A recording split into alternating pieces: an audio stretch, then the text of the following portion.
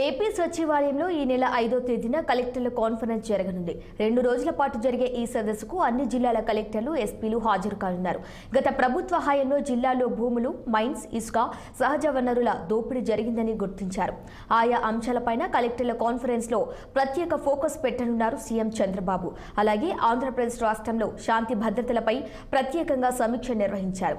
కలెక్టర్లు, ఎస్పీలతో జిల్లాలో శాంతి భద్రతలు, గంజాయి సాగు, అమ్మకాలపై కట్టడి వంటి అంశాలపై ప్రత్యేకంగా చర్చ ఉంటుంది.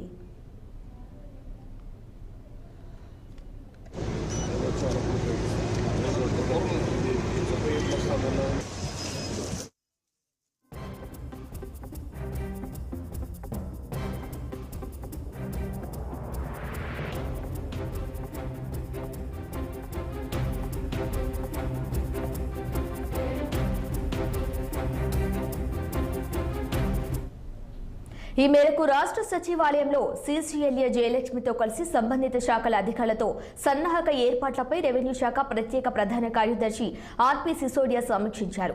ఈ నెల 5, 6 తేదీల్లో జిల్లా కలెక్టర్ల సమావేశాన్ని నిర్వహించడం జరుగుతుందని ఆర్పీ సిసోడియా తెలిపారు. ఇక మొదటి రోజు కలెక్టర్లతోనూ, రెండవ రోజు కలెక్టర్ల, ఎస్పీలతో కలిసి సంయుక్త సమావేశం నిర్వహించనున్నట్లు వెల్లడించారు. 5వ తేదీ ఉదయం 10 గంటల నుంచి 11 గంటల వరకు కలెక్టర్ల సమావేశ ప్రారంభోత్సవ కార్యక్రమం ఉంటుంది. 2 రోజుల్లోనూ ఉదయం 10 గంటల నుండి సాయంత్రం 6 గంటల వరకు కలెక్టర్ల సమావేశం ఉంటుందని సిసోడియా పేర్కొన్నారు.